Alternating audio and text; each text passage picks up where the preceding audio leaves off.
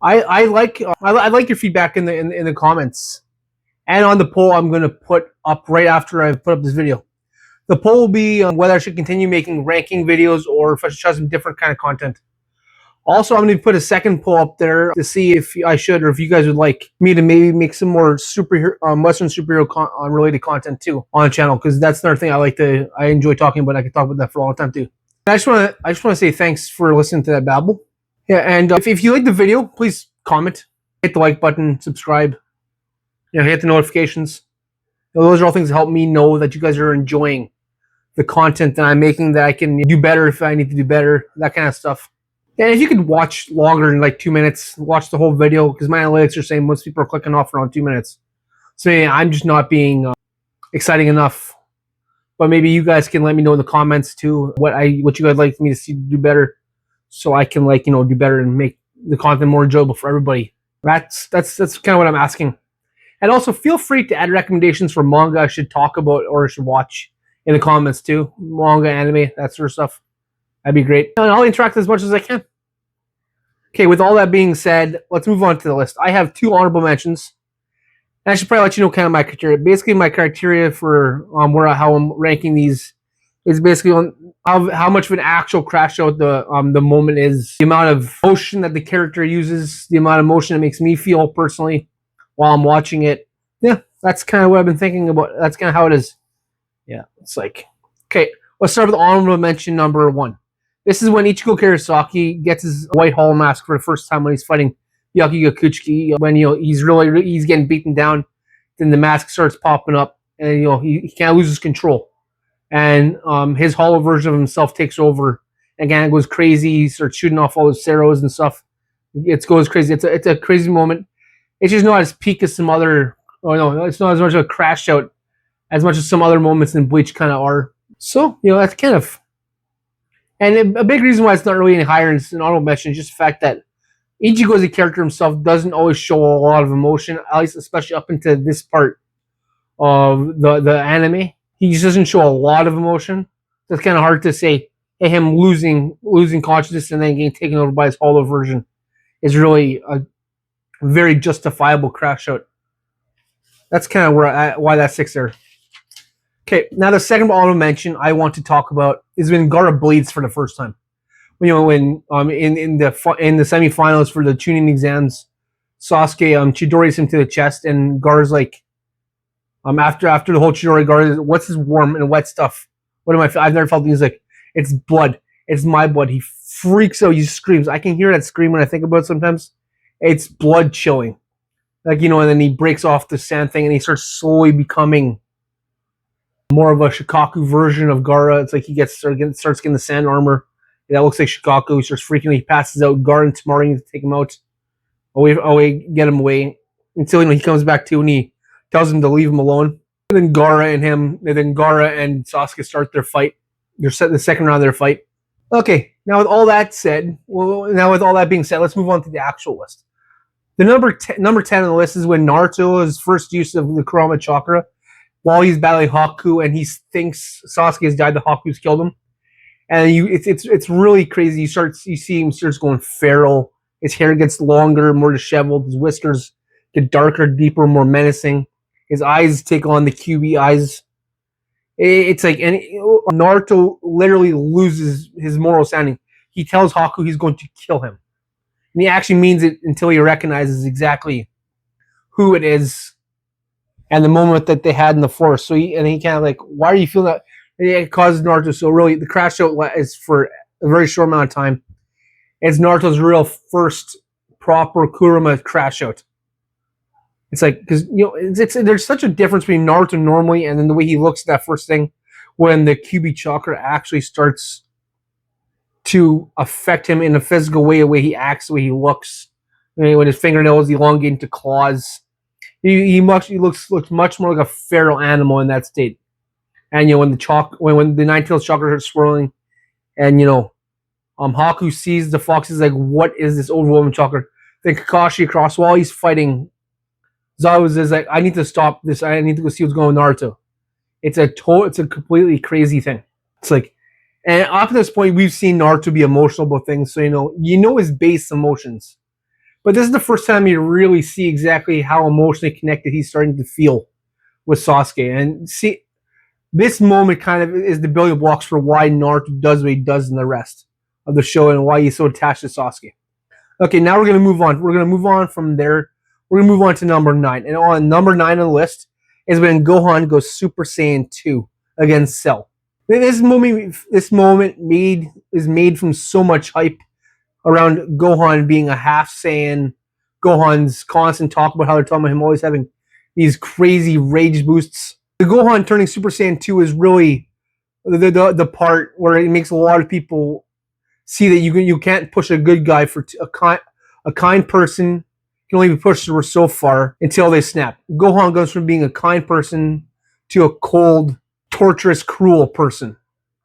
Because he goes from not wanting to fight to enjoying the fight of Cell begging and asking him to stop. And this cockiness and cruelty leads to Cell being able to become stronger, and which leads to Goku needing to die. So you really feel bad for Gohan in a lot of ways. And this is kind of one of those parts where you really start thinking, hey, maybe Goku's not the best father, but that's not the point of the thing. Gohan is getting pushed by Cell to fight. He's getting pushed by Goku to even fight his dad. It's like, and then the point where Gohan finally snaps is when he sees someone. He sees himself in Android 16, a kind robot, and he gets destroyed for really no reason at all. It's not so much that Gohan cared more about the robot. It's just he saw himself in the robot. And anyone who doesn't understand that really I don't think understands Gohan as a character. Because Gohan, I really feel like that symbolizes the death of Gohan as a child, the way he was then. Because he's never quite the same after. You need to see when he's a teen. And his reflection on the trauma is to become the great Saiyan man. Gohan's not the same afterwards, even though he tries. Okay, let's move on to number 8. And number 8, 8th place crash out belongs to Broly from the Dragon Ball Super movie. Yeah, the Dragon Ball Super Broly movie. After Frieza kills Paragus, he yells at Broly and says, "Hey, Broly, you killed your dad." And then this is when the news, after Broly hears it, he just snaps. He goes into his full power Super Saiyan mode. It's like Broly, no matter which way you're looking at Broly, Super or Z Broly, whichever one you look at, there's not much of him to a character outside of he's just a character that has a lot of rage. And that's rage and nothing really else. He's just pure rage. So, outside of him having this epic transformation rage moment, there's not much to it. That's why it's kind of down here. But as an adult, I kind of understand because, I'm pretty close to my dad. And if my dad was killed in front of me, I think I'd crash out too. So, I can understand this rage a little bit more now that I'm an older adult. And it's like, it's kind of how that works. It just kind of resonates at a deep level. Okay, number 7. Let's move on to Crash Out number 7. And Crash Out number 7 is when Tanjiro crashes out and unlocks his Demon Slayer mark as he cuts off Gyutaro's head. That is number 7. That's the 7th Crash Out moment. After reading it in the manga and then watching it twice in the anime, I really can't understand exactly what's causing the crash out for Tanjiro. If you really look at Tanjiro's crashing out because everything is hopeless. He thinks Tengen's dead. His best friends are being mutilated by Daki. Nezuko is out of commission. Tanjiro is hurt so much he really can't move much. So there's all these things that build up to a complete hopeless feeling. And then you get Tanjiro's his whole goal is to be able to cure his sister and avenge his dead family. But if he dies here, he can't do that. So it's just hopeless upon hopeless upon hopeless upon hopeless. So I really feel like Tanjiro's anger is more a deep-seated thing. I'm going to fail unless I get angry. He's getting angry at himself for failing. Just before this, he couldn't stop Rengoku from dying. Failure. He's getting failure on top of failure on top of failure. He just gets angry at himself, and it's that anger that causes him to unlock the mark so he can get enough strength just to tie with Gyutaro, who's already poisoned and injured already. So, and he through some sort of miraculous miracle, he ends up cutting off Gyutaro's head. It's a miracle. It's like, had it not happened that way, I think it would have been a very much shorter story. Okay, now we're going to move on to number 6. And this is Vegeta's turn to Majin Vegeta. That's number 6. As Vegeta explains in his fight when he's fighting with Goku, you can really feel for Vegeta how he's feeling frustrated, defeated, ego broken. These are all things Vegeta is feeling and they've been building up since the Saiyan Saga.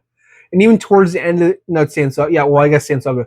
But if you look at towards the end of the Cell Saga, he's already starting to kind of come down and be more of a good person. But then his one measuring stick to get better than just up and disappears. And there's, in Vegeta's point of view, he's got no way to regain his honor or his honor in being the Prince of all Saiyans, because the one Saiyan that can rival him is gone for good, gone forever. He's been abandoned by him. So and then Vegeta's the Prince of all Saiyans. He's got this ego. He always has his ego, but he's becoming a family man. He's feeling he's domesticated. It's just all these little things that add up to. And then Goku comes back and he's stronger than ever. So Vegeta's at this point where he needs to, let's see here, what'll be the word I want to say? He needs to regain his honor. So he's like, the only way I can do this is if I get stronger than Kakarot. So he lets Babidi play in the anger inside him, and that's what gives him this push to this extra crap. And it's this anger coming out of him that causes him to get stronger. He gets the Majin thing, but allows him to let the anger out. And it's letting this anger out, I feel, is what really leads to Vegeta's character growth later on. But this isn't. I'm not gonna let this become a video about Vegeta's character growth through the series. Maybe I can make a video of that. You can let me know in the comments if you would like that. Okay, and now number 5, screaming my bum after Beerus slaps her for confronting him. It's like this. Like I was talking in the last entry, this really solidifies Vegeta's change from when he first gets in the series to now when he's a loving husband that's good, that's willing to give his life for the Earth. It's like it's like, and it's the fact that he gets so enraged that he doesn't even care that he can't be Beerus.